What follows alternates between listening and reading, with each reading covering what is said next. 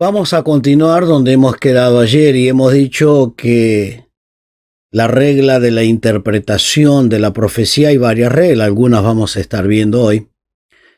Hablamos que hay varios profetas, escritores, y hay profetas que no son escritores. Fueron profetas, pero no escritores, como Elías, Eliseo, Juan el Bautista, varios profetas. Pero encontramos a profetas escritores que predicaron o profetizaron sobre la situación actual, y de estos tenemos varios. Algunos ejemplos quiero darles. Luego profetizaron hacia el futuro y luego para el tiempo del fin, los profetas.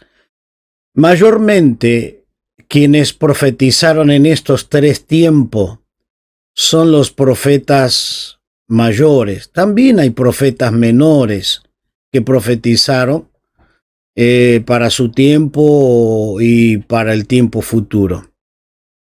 Tienen ese contenido, y quiero darle el ejemplo de algunos profetas que profetizaron.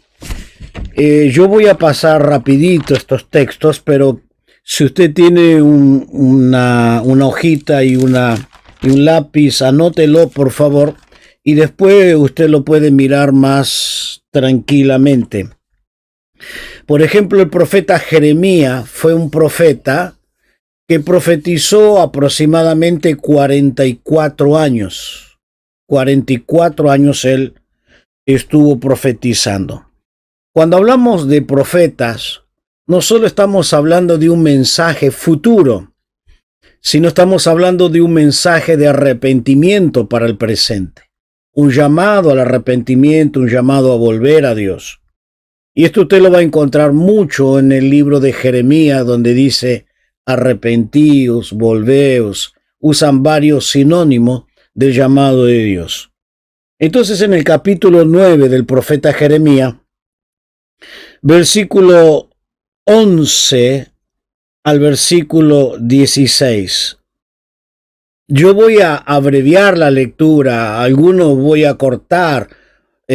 Por favor, quiero que me comprenda, porque el tiempo es muy escaso. Si tenemos varios textos, y usted va a ver que yo estoy cortando todo el mensaje. No estoy hablando de todo el mensaje como lo hemos estado hablando en las reglas anteriores, ver dónde empieza y dónde termina. No, simplemente estoy dando un ejemplo. En el capítulo 9, versículo 11 hasta el 16 dice: reduciré a Jerusalén a un montón de ruinas morada, de chacales.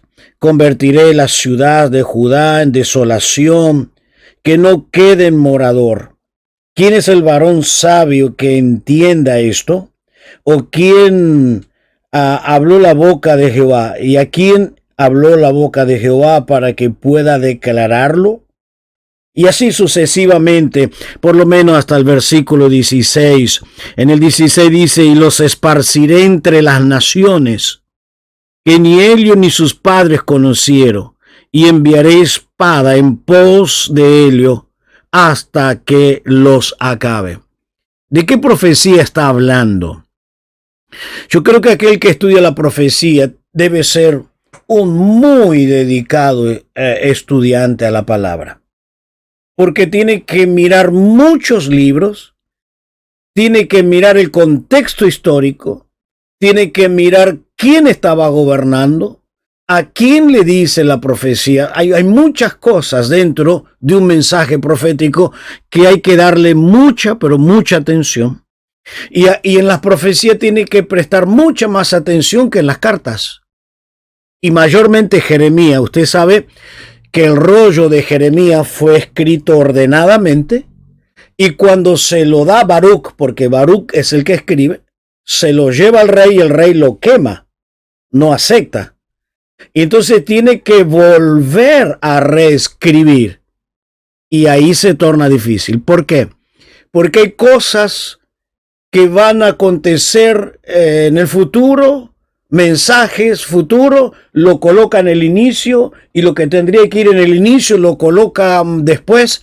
hay una mezcla en el libro de Jeremías y es muy, muy difícil colocar el profeta Jeremías en orden. Pero sí, lo que está diciendo en este capítulo, que el juicio de Dios viene inmediatamente y que lo va a esparcir, como hemos leído, que Dios los va a esparcir, eso es una profecía actual, o sea, en ese tiempo, se va a cumplir en ese tiempo. Entonces ahí vemos a Jeremías profetizando muchas veces lo que va a ocurrir. Y por eso él le llama al arrepentimiento. Por ejemplo, otra profecía, pero ahora en el segundo nivel, para el futuro. Para el futuro. La encontramos en el capítulo 29 del libro de Jeremías y podemos observar en el versículo 10 y 11. 10 y 11. Dice, porque así dijo Jehová, cuando en Babilonia se cumplan los 70 años, yo os visitaré y despertaré sobre vosotros mi buena palabra para haceros volver a este lugar. Porque yo sé los pensamientos que tengo acerca de vosotros, dice Jehová, pensamientos de paz y no de mal, para daros el fin que esperáis. Mire ustedes, ¿cuántas veces usted escuchó el versículo 11, no? Solamente el versículo 11. Dice, yo sé los pensamientos que tengo acerca de vosotros, pensamiento de paz. Ahora, ¿alguna vez usted que escuchó este versículo, que alguien le mandó, que alguien le deseó, se puso a leer el contexto? Se puso a leer de qué se está refiriendo Jeremías. Jeremías se está refiriendo a que ellos van a retornar después de los 70 años del cautiverio en Babilonia para la tierra de donde Dios los había esparcido. Entonces Dios dice, de aquí a 70 años, porque Jeremías está profetizando antes de los 70 años. Entonces dice, de acá a 70 años, van a volver. Van a volver. Entonces Dios dice, bueno, pero yo sé los pensamientos que tengo. Cuando ustedes vuelvan, yo voy a bendecirlo, voy a darle paz. Tengo un pensamiento bueno para ustedes, pero de acá a 70 años, no ahora. Y lógicamente los únicos que quedaron, según el libro de Esdras, eran muy pequeños. A tal punto que cuando estaban restaurando el altar y la base del templo, lloraban, ya estaban viejitos, lloraban de alegría, de emoción, y que se escuchaba de lejos el grito y el llanto. Porque en esos 70 años murieron una gran parte del pueblo que fue llevado al cautiverio. Entonces, ¿qué tenemos? Una profecía futura. Jeremías profetizó antes que fuera. Y de aquí unos minutos voy a mostrarle porque tenemos que acomodarnos en el tiempo. Cuando uno va a estudiar la vida de un rey, la vida de un profeta, una profecía o el gobierno de un rey, tiene que tener en el orden cronológico en qué tiempo profetizó, en qué tiempo reinó. Si es ante el cautiverio, en el cautiverio o post cautiverio. Podríamos fraccionar los profetas de tres maneras. Antes del cautiverio y los últimos antes del cautiverio. El último fue Jeremías. Post cautiverio, o sea, mejor dicho, en el cautiverio lo encontramos a Daniel, lo encontramos cuando ya se está terminando el cautiverio, al profeta Ageo, Zacarías, Malaquías. Estos son post cautiverio. Entonces yo tengo que ubicarme bien. Yo voy a tratar de explicarle lo más simple posible para que entendamos bien lo que estoy tratando de decirle. Yo sé que estamos empezando a entrar en un tema muy complejo, porque tengo que ubicarme fechas, acontecimientos, reyes, profetas, todo esto. Entonces no es simplemente leer el Antiguo Testamento por leerlo. Por eso la gran mayoría no estudia el Antiguo Testamento.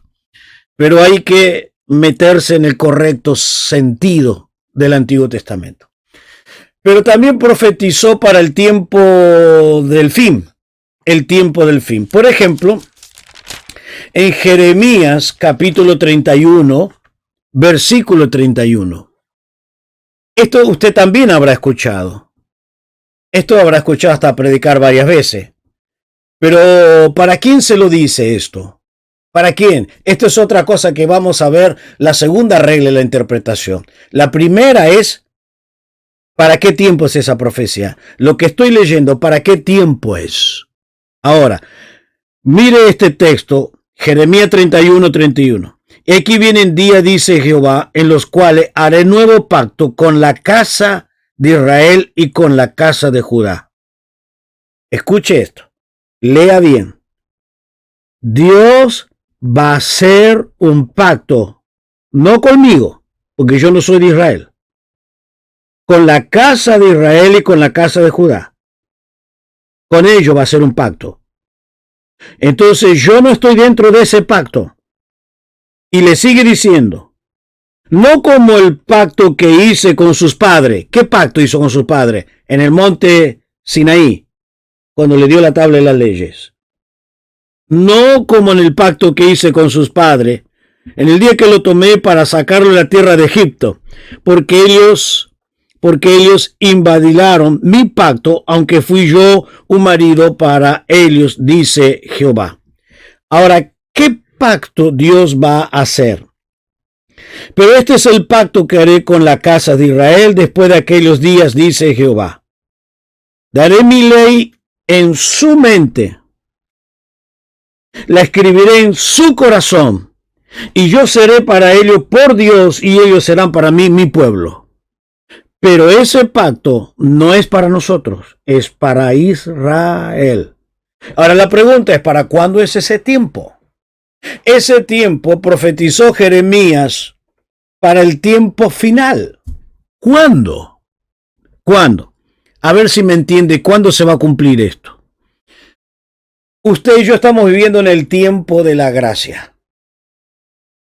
Y cuando llegue al final, el Señor va a arrebatar la iglesia. La iglesia está 7 años en los cielos para dos cosas. Una de ellas es el tribunal de Cristo, donde Cristo nos va a juzgar a cada uno según lo que hicimos para el reino de Dios. Y luego pasamos a las bodas del Cordero. Mientras aquí hay dos cosas.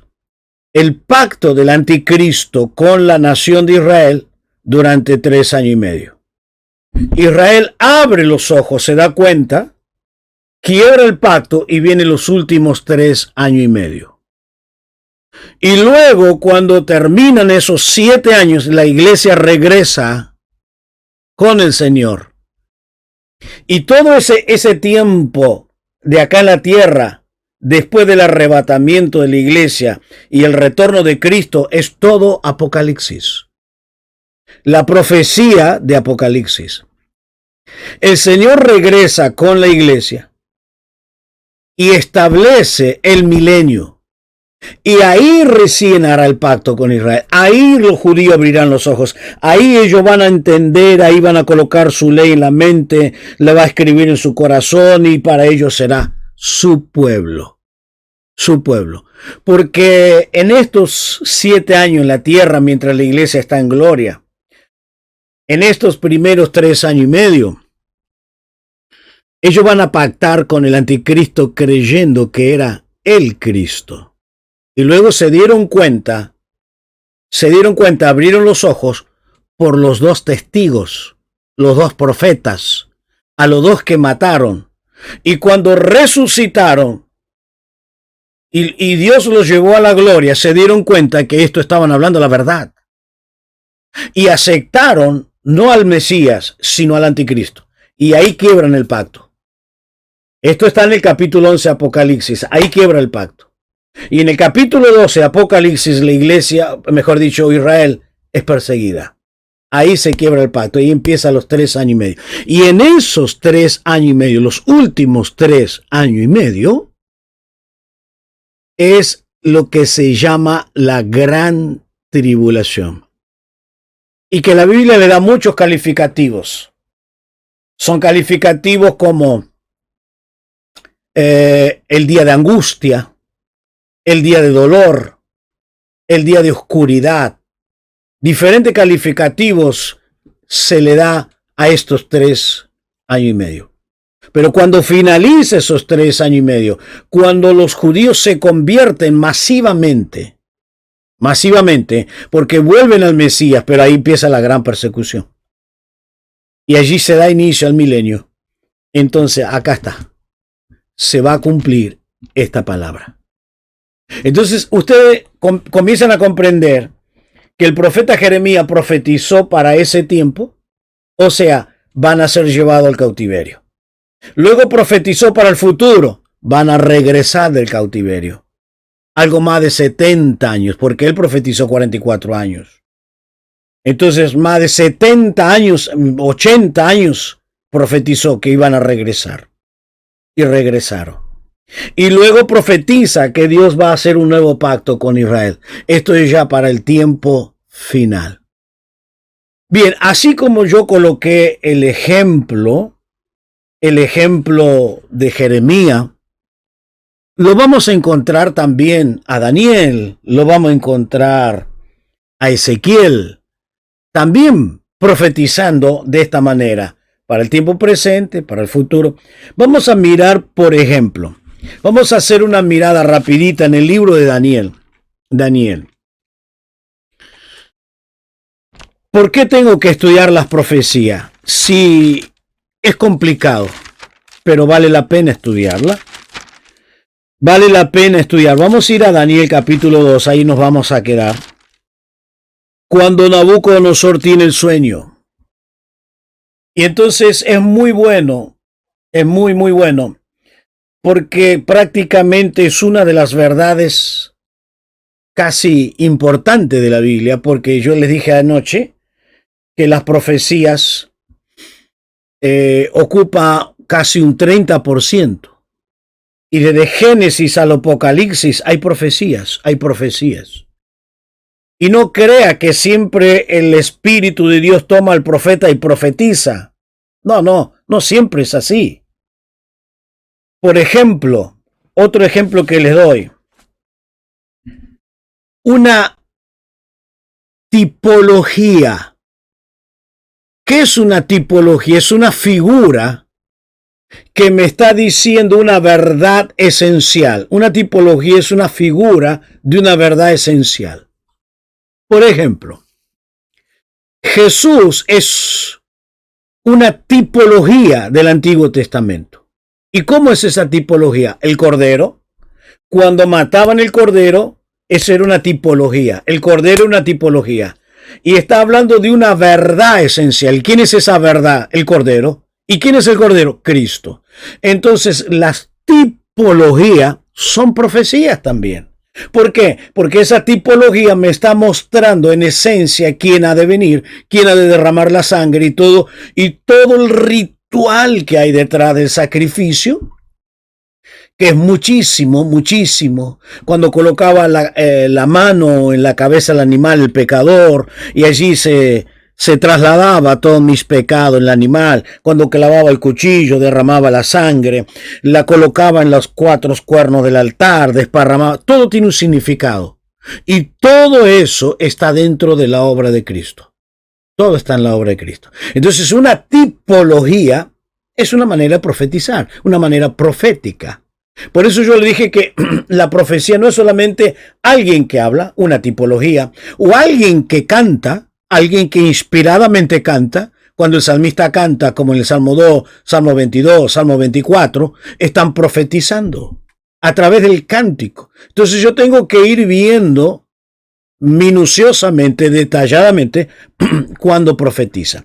Entonces, mirando en el capítulo 2 de Daniel, Daniel interpreta el sueño de Faraón. Nadie lo podía interpretar porque son misterios celestiales y los misterios celestiales solamente lo interpretan los espirituales. Por eso solamente Daniel lo pudo interpretar. Y entonces interpretó el sueño de Daniel. Y entonces en este sueño, él vio una imagen que estaba dividida por 4 partes. La cabeza de oro, y así sucesivamente el bronce, y hasta que llega a los pies de hierro y barro. Entonces es una tipología de los grandes imperios en todas las naciones hasta la venida del Señor. Los 4 imperios: el imperio griego, el imperio medo-persa, el imperio babilónico, los medios, los persas, el imperio griego y el imperio romano. Un detalle.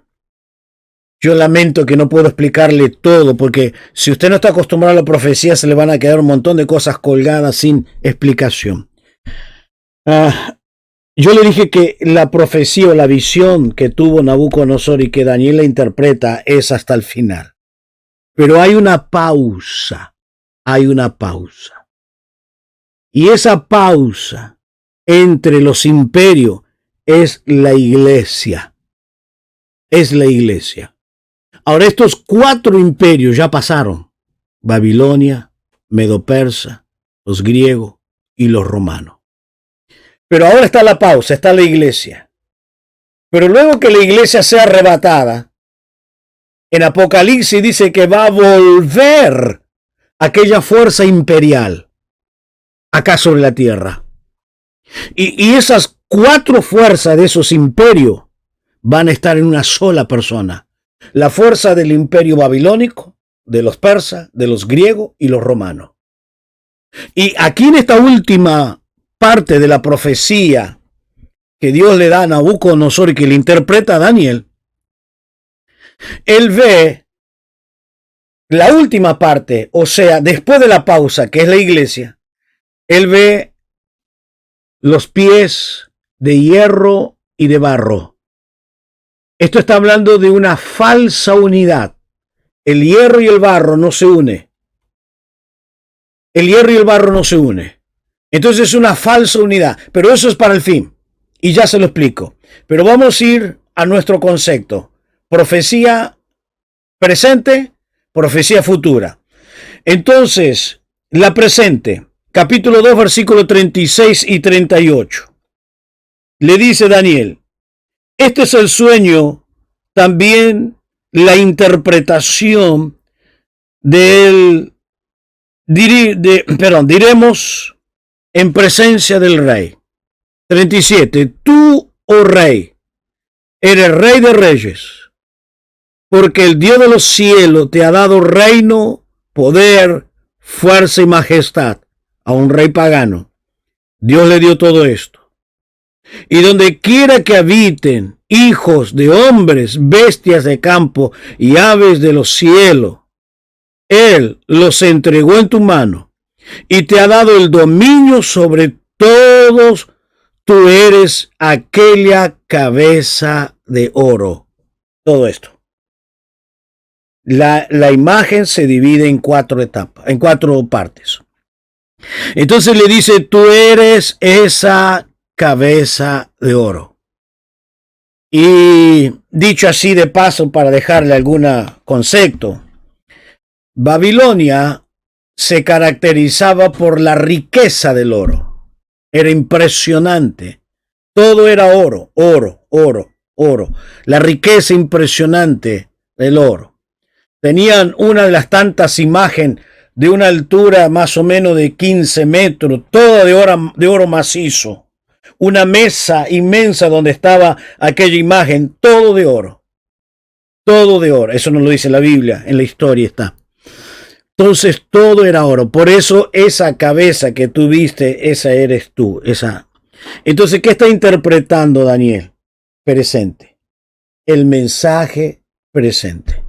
Pero Dios tiene algo que decirle a Daniel y a todos. Luego, para el futuro. Por ejemplo, versículo 40 al 43 dice, y el cuarto reino será fuerte como hierro y como hierro que desmenuza y rompe todas las cosas y desmenuza y quebranta todo. ¿Y quién es este imperio? Este es el imperio romano. Daniel interpretó allí en el versículo 36 al 38 babilónico. Después de los babilónicos vinieron los medos y los persas.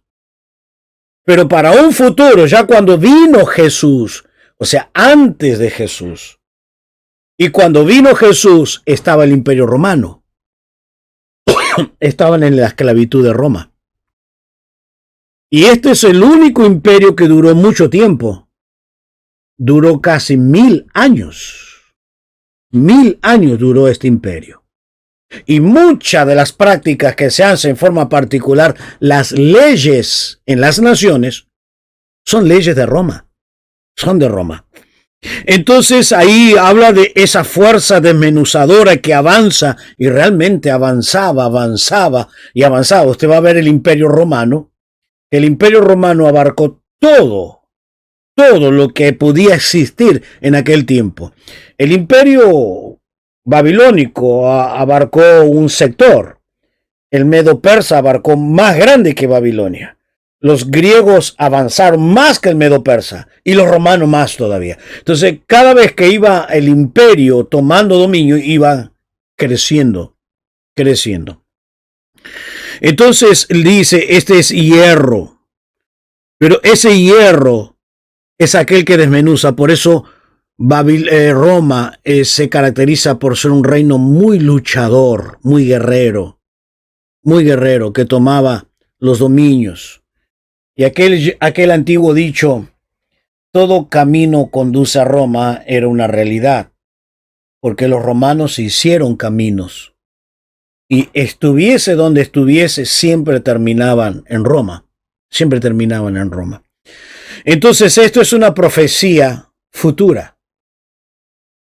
Cuando Daniel profetiza esta profecía, lo profetiza aproximadamente en el año 600 antes de Cristo. 600. Ahora observe, y que el imperio romano vino aproximadamente 400 años. Entonces Daniel profetizó casi 250 años antes que estuviese este imperio romano. Antes. Entonces, él profetiza el presente, Babilonia, el futuro, Roma. Y ahora el futuro lejano, el futuro que es para el tiempo final. Ahí en el capítulo 2, versículo 44 y 45, dice, y en los días de estos reyes, el Dios de los cielos levantará un reino que no será jamás destruido, ni será el reino dejado a otro pueblo. Desmenuzará y consumirá a todos estos reinos, pero permanecerá para siempre. Oiga la calidad de este reino. Acá no está hablando de un reino humano. Esto permanecerá para siempre. De la manera que viste que del monte fue cortada una piedra, y esa piedra es Cristo, con una mano, la mano de Dios, con la cual desmenuza el hierro y el bronce, los romanos, el hierro y el bronce, y el barro, la plata y el oro, cada uno de estos reinos, todos ellos. El gran Dios ha mostrado al rey lo que ha de acontecer. ¿Dónde? En lo porvenir, en el tiempo final. Y el sueño es verdadero y fiel, y su interpretación. Entonces van a caer todos estos imperios, todas estas naciones. Entonces vemos, tanto en el libro de Jeremías como en el libro de Ezequiel, no les voy a dar los textos ahora, pero en el libro de Daniel también está. Entonces, vemos que profetizan y por eso yo tengo que cuando voy a usar un texto del Antiguo Testamento y en forma muy particular, cuando yo voy a hablar ciertos textos proféticos, básicamente tengo que hacerme esta primera pregunta. ¿Para cuándo es esta profecía? ¿Ya se cumplió o se va a cumplir? ¿Es una profecía presente para el que profetizaba? ¿Una profecía futura o una profecía para el tiempo del fin? Esa es la primera regla, la primera. Ahora, la segunda regla que yo tengo que tener, tengo que preguntarme, ¿para quién es el mensaje profético? O sea, ¿a quién va dirigido? ¿A Israel? ¿A las naciones? ¿O a la iglesia? ¿Por qué? ¿Por qué tengo que hacer esta pregunta? Yo le vuelvo a remarcar lo que les dije anoche. Que la gran mayoría de las profecías para Israel y en forma particular, cuando el Señor regrese y establezca el reino milenial, y que ellos prosperarán económicamente, será un reino de paz, porque una de las características, hay por lo menos 20 características lo que va a ser el reino del milenio, básicamente 20 características. Y una de las características del reino milenial es un reino de paz, es un reino de prosperidad, es un reino de armonía, es un reino de salud. Bueno, y todo esto están dentro de la Biblia y todas esas características, eso va a ser el reino milenial. Entonces, estos textos, los que proclaman la prosperidad, lo aplican para la iglesia para ahora. Ahora, claro que no es una simple herejía, sino que hay muchas herejías entrelazadas. ¿Por qué? Porque la profecía es ordenada. Es como armar un rompecabezas, cada pieza está en su lugar. Y eso es la profecía. Colocar cada profecía en su debido lugar. Entonces usted arma ese rompecabezas. Pero si usted no coloca la pieza en su lugar, no arma nada. Y esto es lo que hacen hoy con el tema de la prosperidad. ¿Por qué? Les voy a mostrar uno de los errores de los proclamadores de la prosperidad. Uno de los errores es que ellos están proclamando el reino ahora. Este es el tema. Ellos lo colocan así, el reino ahora. Entonces ellos te instan para que tomes las escuelas, para que haya profesores evangélicos, que los cristianos se metan en la política y sucesivamente, y establezcamos el reino nosotros. Entonces cuando establecemos el reino nosotros, el Señor viene. Bien, esto es una total herejía. Total, de donde usted la mire, bíblicamente es una herejía. ¿Por qué? Primera cosa, el que toma el reino no es la iglesia no tiene autoridad. El que toma el reino es Cristo. Él es el que establece el reino. Y cuando Él establezca el reino, Él viene con su iglesia para gobernar. Es Cristo. Entonces yo no tengo la autoridad de establecer el reino. Los súbditos del reino no establecen el reino. El que lo establece es el rey del reino. Eso es por un lado. Ahora, la gran herejía es esta. Es que, según ellos, vamos a ir mejorando. Este mundo va a ir en prosperidad, en bendiciones y felicidad. Y es todo lo contrario a la Biblia. Porque en la Biblia me dice que en los últimos tiempos va a haber apostasía, va a haber cómo se va a vivir como Sodoma y Gomorra, se va a vivir como Noé, el amor de muchos se enfriará, etcétera, etcétera, etcétera. Habrá guerra, habrá nación contra nación, habrá pestes y todo esto. El mundo va a entrar en una gran confusión tremenda. Entonces no va a ir de mejor, el mundo va a ir para peor. Si es verdad lo que ellos dicen, o por lo menos lo que ellos proclaman, ellos están negando el arrebatamiento de la iglesia. Porque dice, tomemos todo y Cristo viene. Entonces no hay anticristo, no hay gran tribulación, no hay persecución. ¿Por qué? Porque va a ir mejor, cada vez mejor. Es todo lo contrario. Entonces por eso tenga mucho cuidado con todo este mensaje de la prosperidad, porque es totalmente antibíblico. Están distorsionando toda la Biblia. Entonces nos están llevando por un camino totalmente errado. Por eso yo tengo que tener la gran precaución. Primera cosa, ¿para cuándo es esa profecía? Segundo tema, ¿para quién es? Y yo partí de ahí para explicarle todo este panorama rapidito. Yo sé que usted no lo puede entender todo en una explicación de 10 o 15 minutos, pero yo no puedo confundir cuando Dios profetiza para Israel y cuando Dios profetiza para la iglesia. No puedo confundir. Son dos cosas diferentes. En cierta oportunidad, hace varios años atrás, yo no recuerdo qué materia, probablemente sea Daniel Apocalipsis, estaba enseñando Daniel Apocalipsis.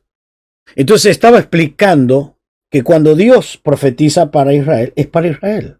No es para la iglesia. Cuando Dios profetiza para la iglesia, es para la iglesia. Alguien se paró y me dice, pero nosotros no somos Israel.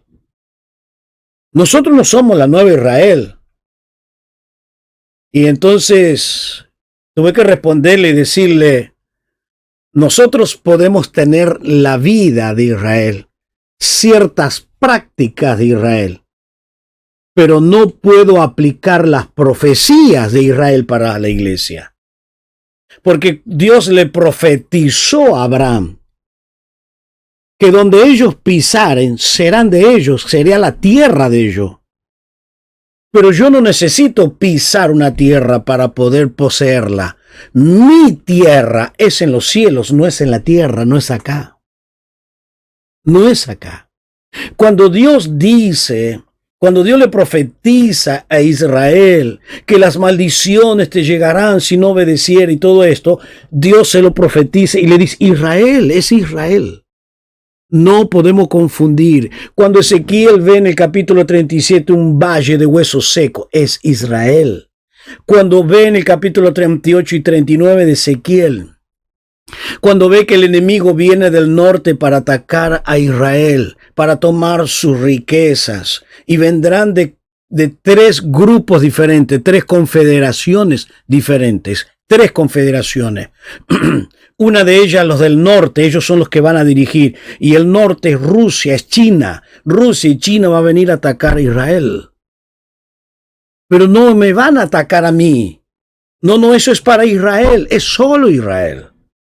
Entonces yo no puedo confundir, no puedo meter, es imposible de meter en la profecía, no puedo meter en la profecía que es para Israel, para la iglesia, y de la iglesia para Israel, es imposible. Esto es imposible. Por eso yo tengo que ser un estudiante muy serio de la palabra de Dios, y tengo que respetar lo que Dios está diciendo. Entonces espero que le quede en claro esto, que le quede muy en claro. Porque hay profecías, hay varias profecías que Dios profetiza para las naciones.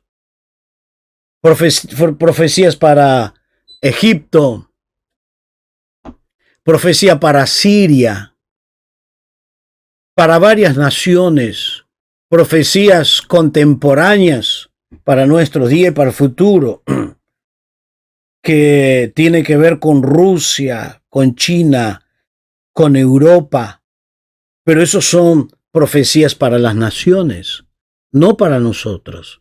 Entonces yo tengo que preguntarme cuando voy a leer un texto profético, ¿para quién es? Entonces yo me pregunto, ¿puede ser aplicado para mí? ¿Puedo aplicarlo para nuestros días? Bueno, en la gran mayoría no puede ser aplicado. Pero en algunos principios sí. Por ejemplo, cuando Dios llama al arrepentimiento para ser bendecido y ser guardado, sí, ese principio sí. Pero no todas las profecías. Bien. Vamos a la tercera cosa importante. La profecía tiene dos aspectos. Por ejemplo, la profecía, hay dos tipos de profecías básicamente. La profecía condicional y determinante. Anótelo por ahí porque creo que yo no lo anoté, no lo he anotado, me parece que no. No. Ah, sí, acá está. Acá. Los tipos de profecía condicional y determinante. Condicional y determinante. Este sería el tercer ejemplo. ¿Qué quiere decir la profecía condicional y la profecía determinante? ¿Te puedo hacer una pregunta, pastor? Sí. Perdón. Dale. Tú sabes que yo he leído y he estudiado un poco de eso y veo que está la teoría milenial, la milenial, postmilenial y una serie de entramados que son muy difíciles de seguir. Pero veo que he escuchado, no he tomado nada por cierto, ¿no? Que muchos se centran en Romanos 1, 9, 6, donde dice no todo Israel es Israel y no todos los descendientes. Yo entiendo que Pablo en eso está hablando de todo en lo espiritual, pero muchos se toman de eso para decir que nosotros también somos descendientes como de Abraham y también somos Israel. Somos descendientes en lo espiritual, no en la promesa material, porque las promesas que Dios le da material no son para mí. Bien. Lo que a mí no me cuadra es por qué después distorsionan para abajo. Vamos a suponer que somos descendientes, pero no sé por qué lo distorsionan. Es como dice usted, después ya niegan el arrebatamiento y empiezan con una serie de cosas que no las entiendo. Claro, porque Pablo deja bien en claro, si vas a estudiar bien en serio Romano, deja bien en claro. Y le dice a los judíos, ustedes no son judíos por haber nacido en la descendencia de Abraham. Los verdaderos judíos son los espirituales, los que nacieron de nuevo. Y ahí hace la separación. Los verdaderos son descendientes de Abraham, pero en lo espiritual. Pero ustedes son una nación, pero de lo carnal. Y la promesa que Dios le da es a la nación de Israel. A nosotros, los espirituales, nos da la vida eterna, la gloria como promesa. Vos vas a ver que ningún texto, ni un solo texto en el Nuevo Testamento te da una promesa terrenal. Y todas las promesas terrenales se está refiriendo a Israel. Y son para la nación de Israel. Y son mucho después del arrebatamiento de la iglesia. Y son para el milenio. Entonces no hay manera de encajarla, no hay manera. No hay forma como encajar que nosotros vamos a tener una tierra, que vamos a gobernar una tierra en el milenio. O sea, vamos a gobernar, pero es una tierra para nosotros. No. La tierra que le prometió Dios a Abraham y que le da el norte, el sur, el este y el oeste, y toda esa guerra que hay en Israel, con Irak, con Irán, toda esa tierra es la promesa de Dios. La franja de Gaza va a ser de Israel. Y todo eso, desde Egipto y todo, es esa tierra que le prometió. Pero ¿cómo que yo voy a tener esa tierra para mí?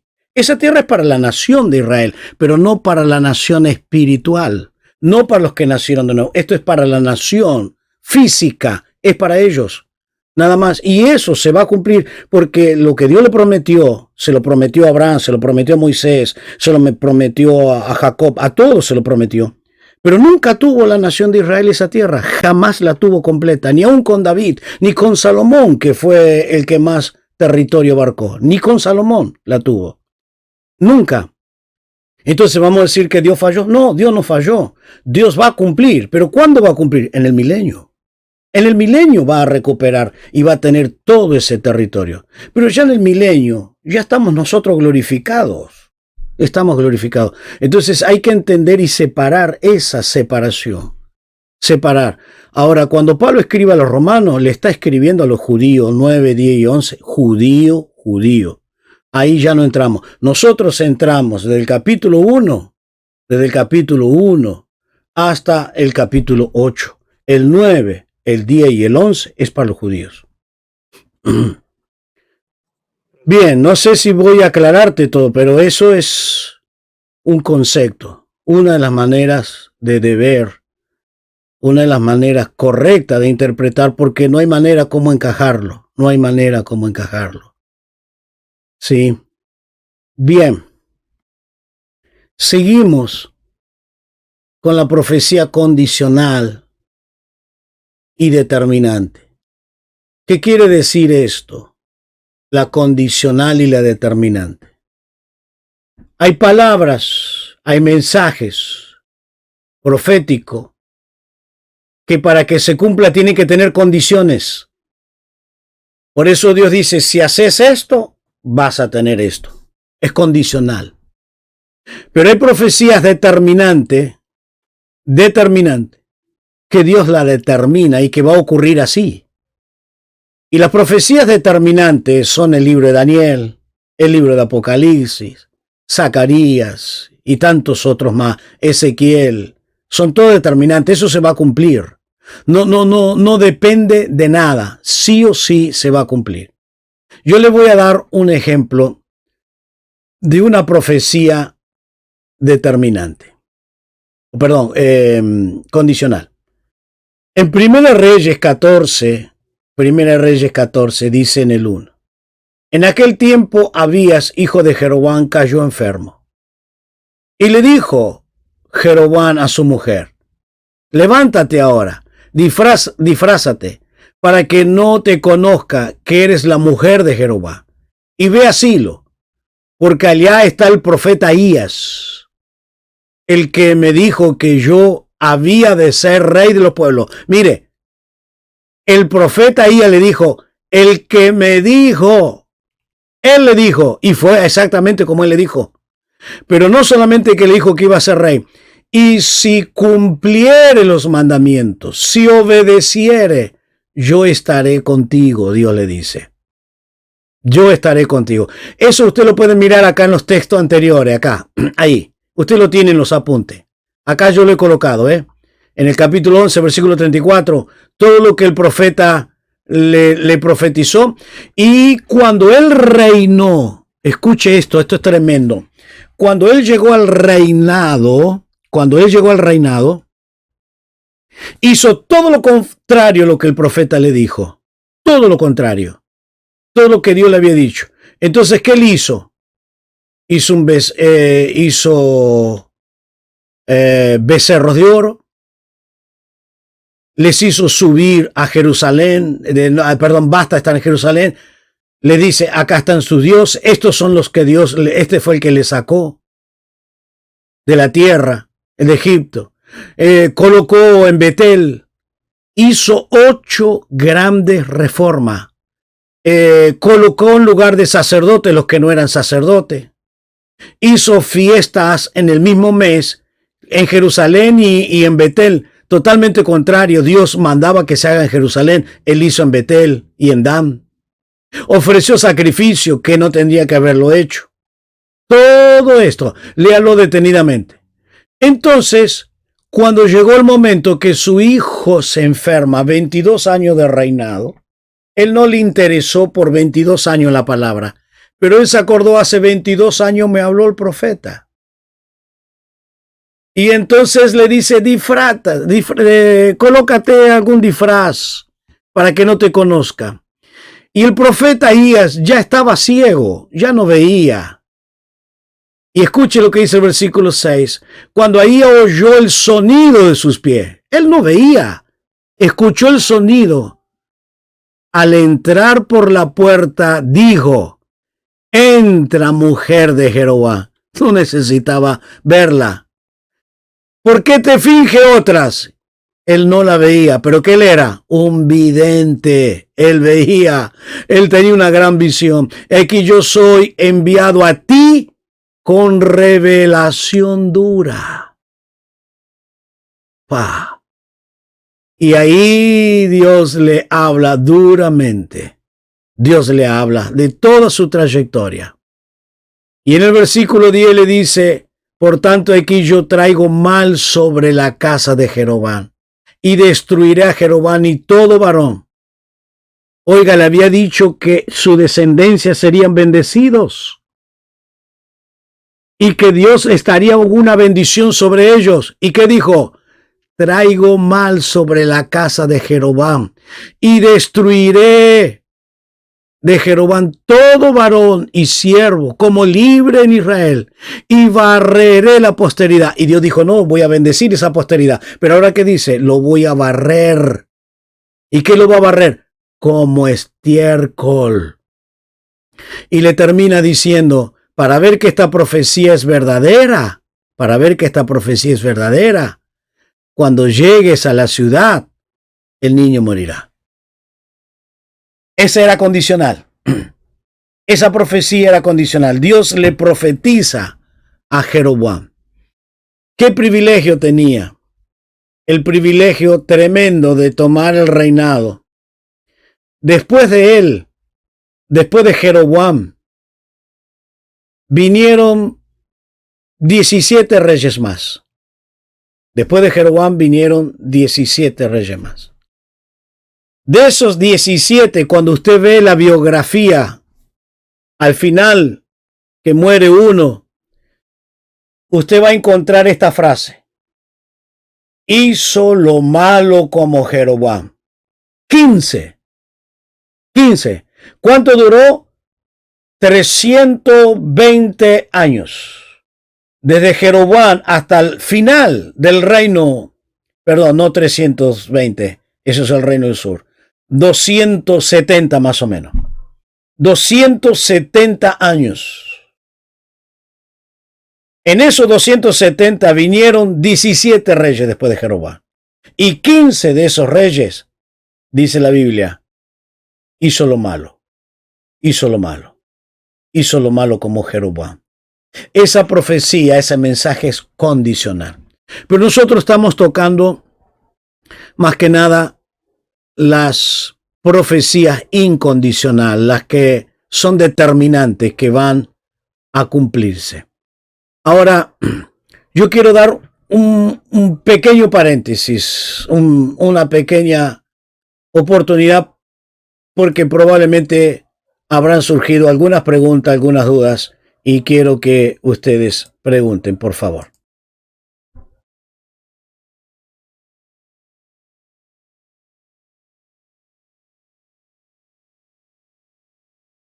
¿Alguna duda? ¿Le quedó algunas cosas en el tintero que no pudieron quedar claro?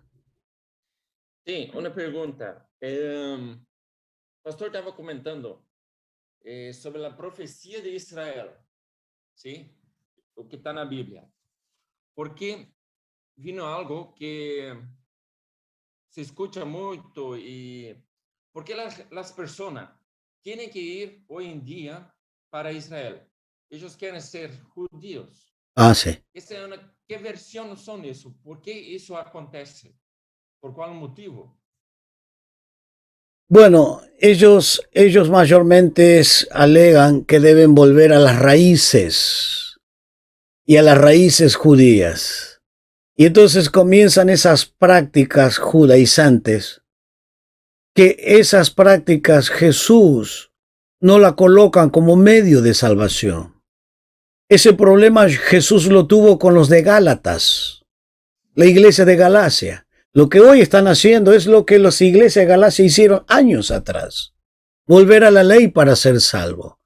Por eso hoy usted ve pastores con el kipá, con el shofar, con el manto, la manto de oración, el kipá también, y tantas cosas, volviendo a las raíces.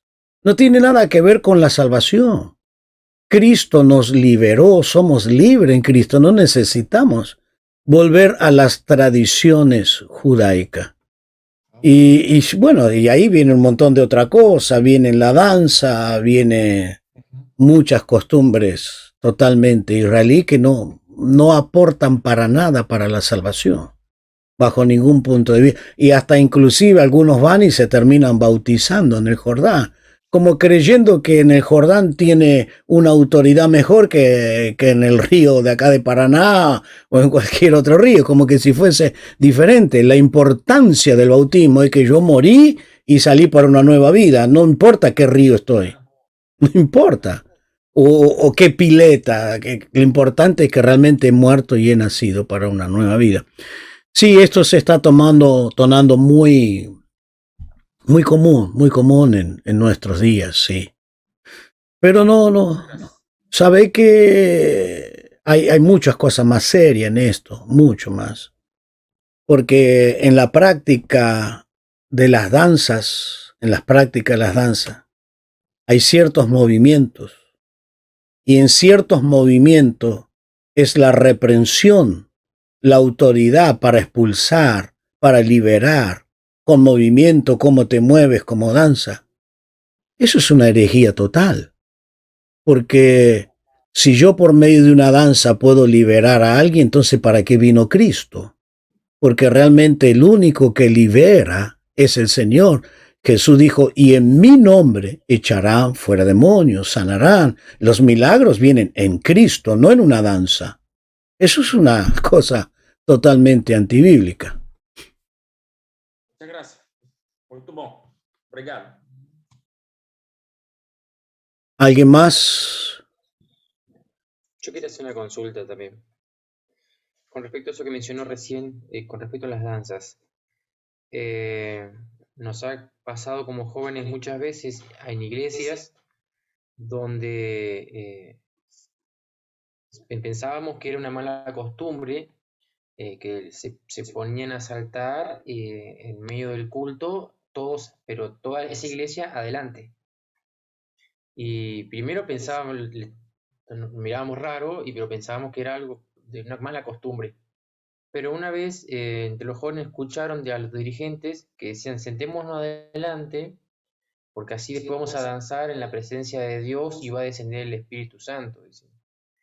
Y cuando escucharon eso me contaron, no puede ser. Y era así, estaban una canción en un campamento y de repente les enseña y empiezan a venir todos los jóvenes a saltar ahí pensando que iba la presencia del Señor o algo así. Ahora, ¿en qué se basan estas personas? Se basan en cuando David danzaba y cuando David escribe salmos de danzar en la presencia de Dios. ¿Qué significa esto? Bien. David danzó una sola vez y no danzó en el templo. David jamás danzó en el templo. Nunca otra vez se repite esa historia. Fue una ocasión especial y no se agarró como costumbre, sino como una ocasión solamente. No debo, y yo no puedo manejar al espíritu. Ahora vengan, ahora dancen. Como que si yo estoy manejando al espíritu. Y cuando David danzó es porque el espíritu lo tomó y cuando el espíritu lo determinó. Pero no para que yo diga, bueno, ahora viene. Y aparte, la danza es parte de una cultura judía. Es un judío ya, desde antes ya danzaba y lo toma como una parte cultural. Pero jamás nadie, ni en el Antiguo ni en el Nuevo Testamento, alguien danzó en el templo. Nadie danzó en el templo. Jesús dijo, mi casa será llamada casa de oración. Nada más que casa de oración. No un lugar para danzar. Bajo ningún punto de vista, en ningún momento la Biblia nos da esa libertad que podamos danzar. Yo me acordaba que puede ser, corríjame, si una de las primeras veces donde se danzaba fue, por ejemplo, cuando Moisés bajaba del templo, del monte, y encuentra al pueblo que estaba danzando a los becerros que habían creado. Sí, ¿Puede ser? sí. Y esa podríamos decir que es una costumbre que habían traído de Egipto. No te podría decir eso. Yo no te podría decir Una si. deducción mía. Sí, no sé. Sí, ahí ellos danzaban, sí, danzaron. O sea, muchas culturas, cuando canta, danza. Pero no puedo tomarlo como una regla, no puedo tomarlo como que el Espíritu viene. El Espíritu obra de muchas maneras, aún en el silencio. En el silencio el Espíritu obra. Recuérdate cuando estaba allí viendo la gloria de Dios, Elías estaba ahí, dice que pasó el viento, pasó el trueno y no estaba Dios, no estaba. Y en el silbo apacible, Dios estaba. Dios estaba en el silbo apacible, en esa calma, ahí aparece la presencia de Dios.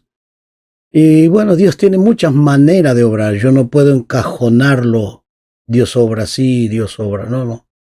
Por eso dice conforme a la multiforme de gracia, a la multitud de manera de Dios obrar.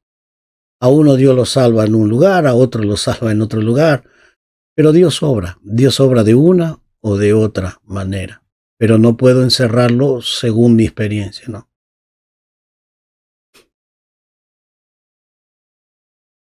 Sí, alguien más.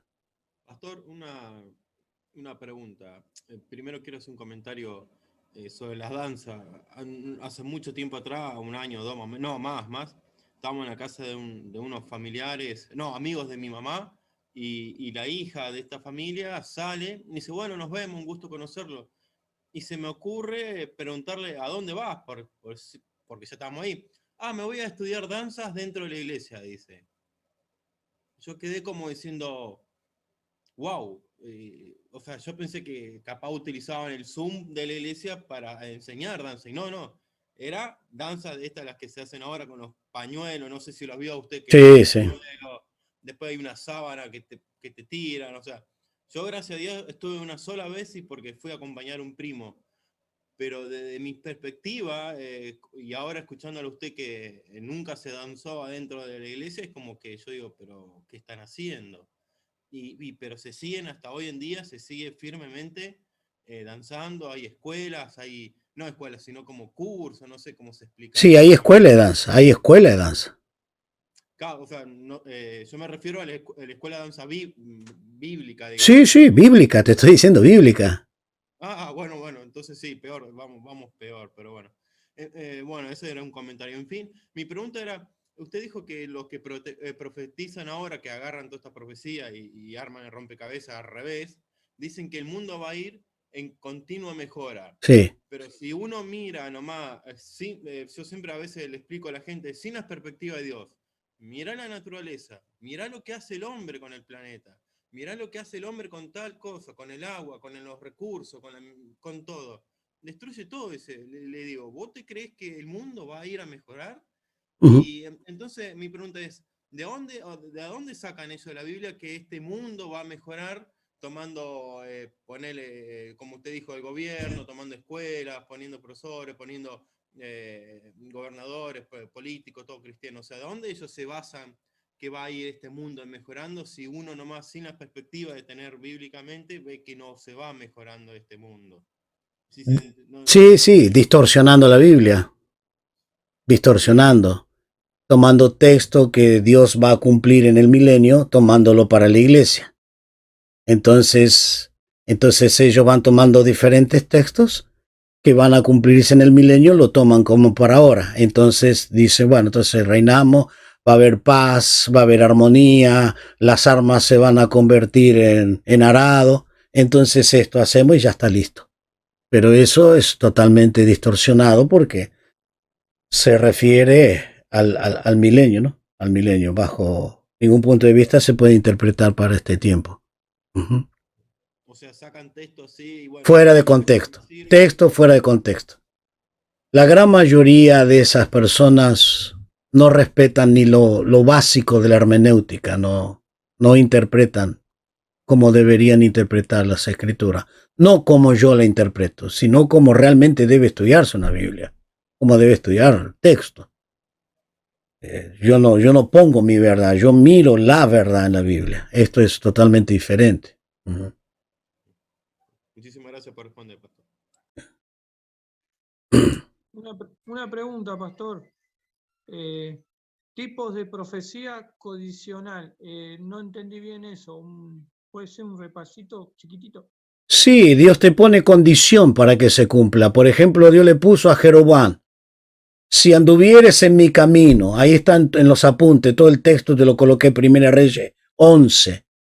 Si anduviese en mis caminos, obedeciese mis mandamientos, estaría en mis estatutos, va a haber una bendición en tu reino. Y no obedeció, sino lo contrario. Él hizo 8 reformas. Yo coloqué los textos más principales para que puedan verlo, pero sería bueno si ustedes pueden leer todo Primera Reyes 11 hasta el final del reinado de Jeroboam. Ahí ustedes se van a dar cuenta cómo reinó. Y cuando llega el capítulo 12, ahí va a ver las 8 reformas de Jeroboam. Todo lo contrario a la voluntad de Dios, todo lo contrario. Todo lo contrario. Y entonces no se cumplió esa palabra que Dios le dio. ¿Qué? Que iba a tener bendición en su casa, que iba a prosperar, que toda la bendición de Dios estaría. No se cumplió. Pero ¿qué pasa? ¿Dios falló? No, Dios le puso condición.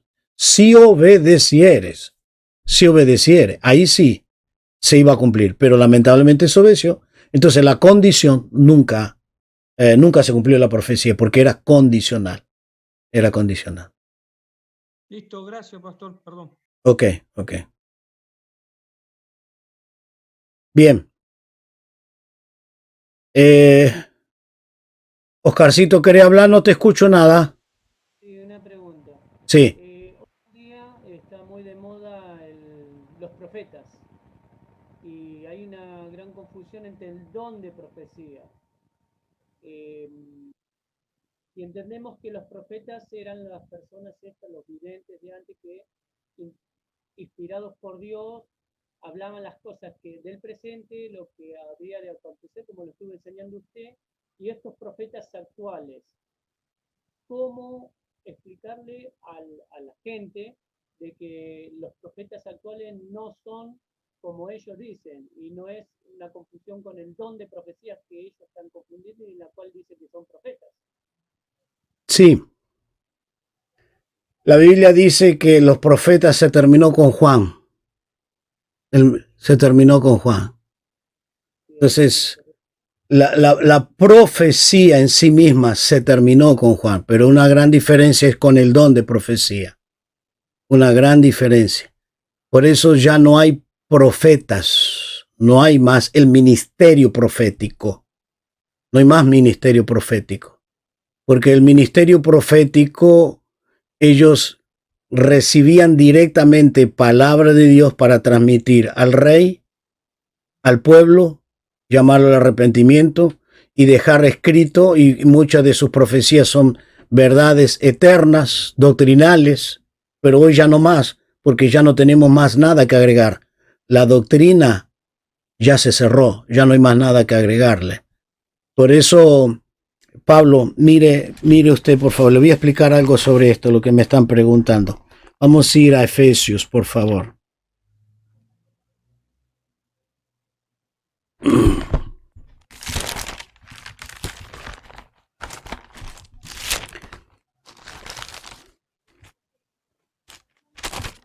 Efesios capítulo 2. A ver.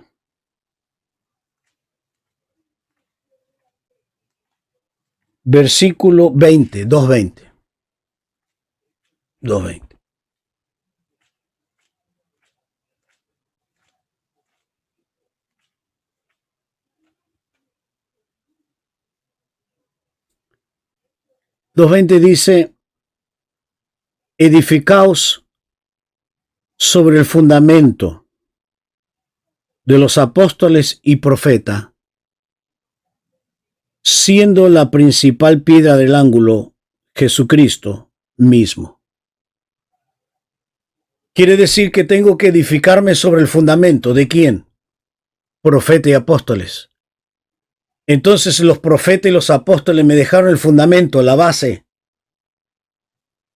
¿Y quién es el principal, la piedra del ángulo? Cristo. Entonces, ahora el ministerio, tanto apostólico como profeta, terminó, porque yo tengo que fundamentarme en lo que ellos enseñaron. Y siendo el tema, escuche, el Antiguo Testamento, la primera columna, ustedes saben que los romanos eran arquitectos y hacían las entradas en arco. Y la última piedra que unía ese arco era una cuña y se le llamaba la piedra del ángulo. Entonces, una columna es en el Antiguo Testamento los profetas. La otra columna en el Nuevo Testamento, los apóstoles. Y ambos se cerraban. ¿Y cuál es la que une ambos, el ministerio apostólico y profético? La piedra del ángulo, Cristo. Entonces, esas dos columnas, la de los profetas que hablaban de Cristo, los apóstoles que aclaran y confirman que es Cristo, cerrando ese edificio o esa puerta, Cristo con esa piedra del ángulo. Entonces, los apóstoles y los profetas fueron los que nos trajeron el mensaje. Por eso hoy no hay ministerio apostólico ni tampoco ministerio profético. Bien, yo sé que este es un tema muy actual y muy controversial, pero vale la pena predicar la verdad. Bien. ¿No hay nada más? Yo creí que iba a haber mucho más. Podríamos decir que si bien no está como dijo el ministerio de apóstol, pero sí hay profetas que tienen, o se los considera profetas a quienes tienen el don de profecía. Exactamente, el don de profecía. Y ahí se confunde. Porque una cosa es el ministerio. Dios algunos confunden profetas como quien habla por parte de Dios, siendo que hoy ya Dios no tenemos que esperar un profeta para que nos hable. No, claro, no, pues ya tenemos la palabra. Por eso es la palabra profética más segura, ¿no? Así es. Uh-huh. Quería agregar algo más a lo que había preguntado antes de las danzas. También es algo que genera mucha repercusión. También puede ser que se lo entienda como un estado de ánimo. Puede ser, sí. El judío siempre lo tenía como un estado de ánimo. Para un judío, sí. Porque, por ejemplo, cuando dice cambió mi lamento en danza, o en otra parte dice en Lamentaciones, cesó el gozo de nuestro corazón, nuestra danza se cambió en luto. Sí, es un estado de ánimo. Pero ten en cuenta que es un estado anímico, no espiritual. Por eso yo lo entendía así y quería saber después qué significaba la palabra en el hebreo o como usted lo estudia, para meterme en la palabra, porque se malentiende esto de las danzas y hoy es algo muy común esto, con las profecías se generan esas sectas. Sí. Y sí, y te digo que en la danza traen profecías. A través de la danza profetizan también. Eso no lo he visto. No, mira, Si yo te cuento, te vas a caer de espalda las cosas que hay hoy. Pero mejor. Cuente una, profe. No, no, es terrible, es tremendo, es tremendo. ¿A dónde llegó la iglesia hoy? ¿A dónde llegó? Es muchas veces, hasta veces peor que un lugar secular, un lugar mundano. Es muchas veces peor que eso, muchas veces peor, muchas veces. Tremendo, y hasta que ya no hay más calificativo para darle al hombre. Ya pastor es muy pequeño. Apóstol, no, ya pasó de moda apóstol. Ahora son llamados arcángeles, arcángeles y otros nombres. Así que le queda muy pequeño todo. A tal punto, mira hasta dónde llegaron. Qué coraje de que le perdonamos a Dios. Nosotros le perdonamos a Dios por todo lo que me ha hecho sufrir en esta vida, por todo lo que Él permitió que yo viva en esta vida. Le perdono a Dios. Hasta esto llegaron. Así que imagínate dónde está la iglesia hoy, ¿no? Perdonarle a No, Dios. la que he escuchado es la de Cristian de Clario, que decía: no aceptamos un no por respuesta, que quedó muy famoso esa frase cuando profetizaba a favor de Julio Melgar, Sí. que no iba a morir. Sí, y te reprenden cuando te dice que tu voluntad sea hecha. Cuando oras, Señor, que tu voluntad sea hecha. No, esto no, bajo ningún punto de vista. Ellos te dicen, no, que tu voluntad, tenés que pedirle. Y yo discutí con un pastor. Declararlo. Sí, yo discutí con un pastor sobre ese tema. Yo discutí con un pastor sobre ese tema. No tenés por qué pedirle que tu voluntad sea hecha. Él te lo prometió y lo va a hacer. No, Dios no me lo prometió. Jamás Dios me lo prometió. Si está en su divina voluntad, lo va a hacer. Si no, no. Yo debo someterme a la voluntad de Dios y no a mi voluntad. Sí, recuerdo que fue bastante fuerte esa discusión con esos temas. Pero bueno, así está la iglesia. Hermana Susana quería preguntar algo. El micrófono, hermano. Ahí está. Bueno, me voy a atrever. Tenemos el Salmo 149 y tenemos el Salmo 150, donde dice, gocémonos, alabémosles con pandero y con danza, ¿no? No sé si lo han leído. Sí. Bueno, en este último tiempo, todo este tiempo, yo he visitado algunas iglesias y, por ejemplo, he visto danzar, y a mí también me choca muchísimo la danza, y no le encuentro una explicación, pero por ahí pregunto y me dice, vos no lees la Biblia, así que me la leo. Por eso menciono estos dos salmos, el 149 y el 150, donde habla de danzar. ¿Será por allí que lo toman? Sí, lógico. ¿Será por allí que Sí. se prenden de esa situación, ¿no? De danzar. Y, por ejemplo, a mí me choca mucho porque por ahí vos vas y estás en el plano de la iglesia, en la plataforma, y te aparecen bailando todos, con incluso ropas de la cultura judía. Sí. Entonces a mí me llama mucho la atención esto, porque es como una confusión a toda la palabra de Dios, para mí, ¿eh? Por eso quiero saber qué contesta el Salmo. Yo termino denigrando la obra de Cristo, porque al final tengo que volver a las costumbres y dejo de lado Cristo, y entonces soy salvo por lo que hago. Ahora, todos esos salmos, ninguno de estos salmos te insta a que lo hagas en la iglesia. Nunca se practicó en la iglesia, vuelvo a insistir. Jamás se danzó en la iglesia. Jamás en el templo se danzó. Jamás. No lo está instando. Era parte de la cultura. Los judíos sí iban cantando, iban saltando, iban danzando al templo, pero no lo hacían dentro del templo. No lo hacían dentro del templo. Por ejemplo, lo que más me llama la atención, yo conocí al Señor, acepté al Señor en una iglesia bautista donde ni siquiera se hacía así. Tienes que tener conocimiento como sos. no se tocaban panderos tampoco, la guitarra y se cantaba o algún órgano. Bueno, y también lo que me llama mucho la atención que este último tiempo hay, pero un montón de pastoras, pero millares de pastoras terriblemente. Una cosa que está, como dicen los de la guerra, minado el campo.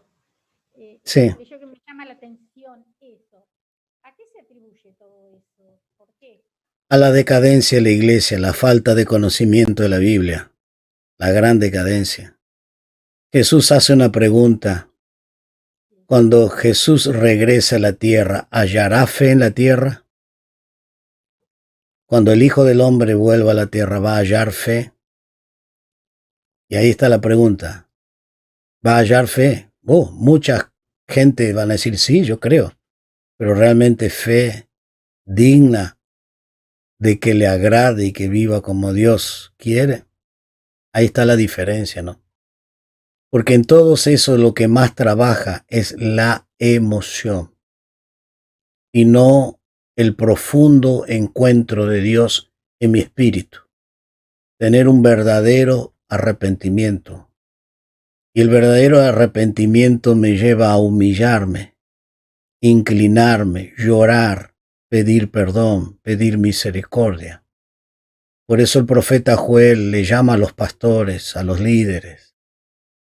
Vayan al altar, no rajen su vestidura, rajen su corazón, lloren, clamen, llamen a la asamblea, clamor, clamar.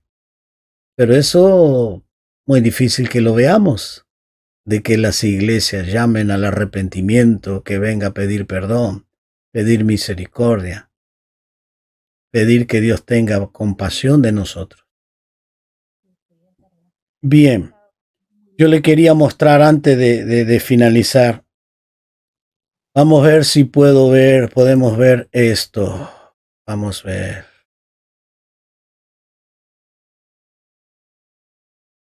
A ver.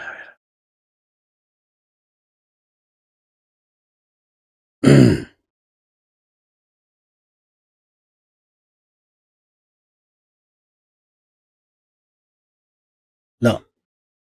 Lamentablemente no puedo colocar esta. Bueno, se los voy a tener que mandar. Lo que yo tengo es en Word. En Word. No, es una hojita nomás en Word. No puedo. A ver si lo puedo hacer acá. Acá sí lo puedo hacer, a ver. Ya lo voy a ver si lo puedo. Dani, dame por favor.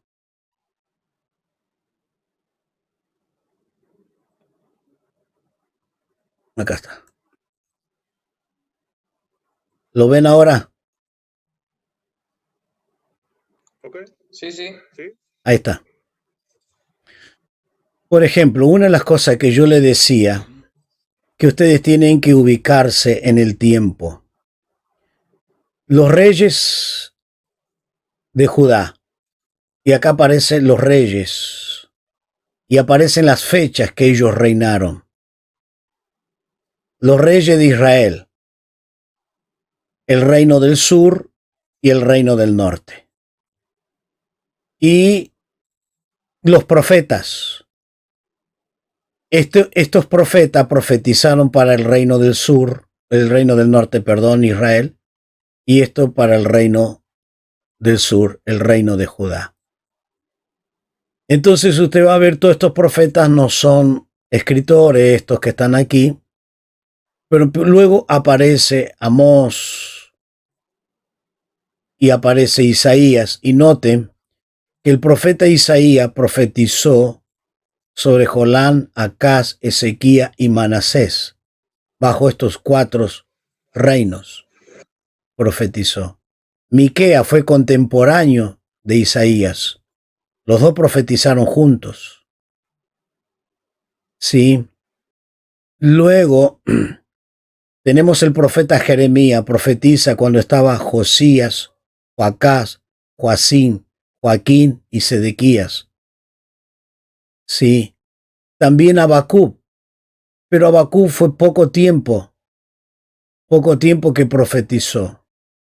Y cuando ya estaba finalizando el ministerio profético de Jeremías, aparece Daniel.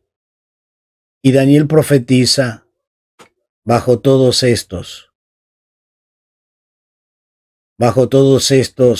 reyes. Inclusive Daniel profetiza hasta el final de Zorobabel, el retorno del pueblo de Israel a la tierra que Dios le había dado. Por ejemplo, hasta acá Jeremías, estos son profetas antes del cautiverio. Y estos gobernadores son después del cautiverio. Todos estos, Zorobabel, Esdras, Nehemías. Y Malaquías es después del cautiverio, Ageo es después del cautiverio, Zacarías. Los dos profetizaron en un mismo tiempo, pero con la diferencia que el profeta Ageo profetizó solo 2 profecías y Zacarías profetizó más tiempo. Bueno, si ustedes quieren, yo después le mando esta hojita. Pueden bajarla si la tienen. La tienen más o menos para guiarse cuándo profetizó uno, cuándo profetizó otro, quién estaba reinando. Por favor, noten que esta separación es la que divide el reino del norte y el reino del sur. Estos que están de acá son para el reino de Judá. Estos que están de acá para el reino de Israel.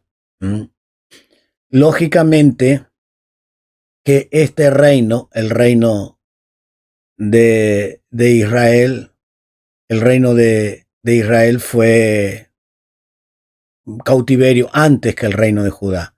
Estos fueron cautiverio por los asirios y estos fueron al cautiverio por Babilonia. Y estos terminaron unos 100 años, 120 años antes que el reino del sur. Terminaron un poco antes. Y por ejemplo, acá, hasta acá llegaron. Pero acá este reino siguió, el reino de Judá. Unos 130 años después siguió. Bien. Bueno, esto es más o menos. Habría muchas cosas más para observar. En cuanto a la profecía, sé que es una cosa muy, muy compleja, pero dentro de todo, en lo principal concordamos. En las cosas principales estamos, aunque hay conceptos diferentes, pero por lo menos lo principal, estamos en un acuerdo. En lo más principal, todo lo que es la salvación, todo lo que es los ministerios, etcétera, etcétera. Pero no podemos concordar con todas esas cosas que están aconteciendo hoy y debemos predicar. Aunque nos cuesta, nos va a costar amigos. Yo he perdido muchos pastores amigos por eso. Muchos pastores. Realmente eran amigos, pero hoy ya no son más. No, me invitaban a predicar a su iglesia, todo, pero ahora es muy difícil. Pero no puedo dejar de predicar la verdad.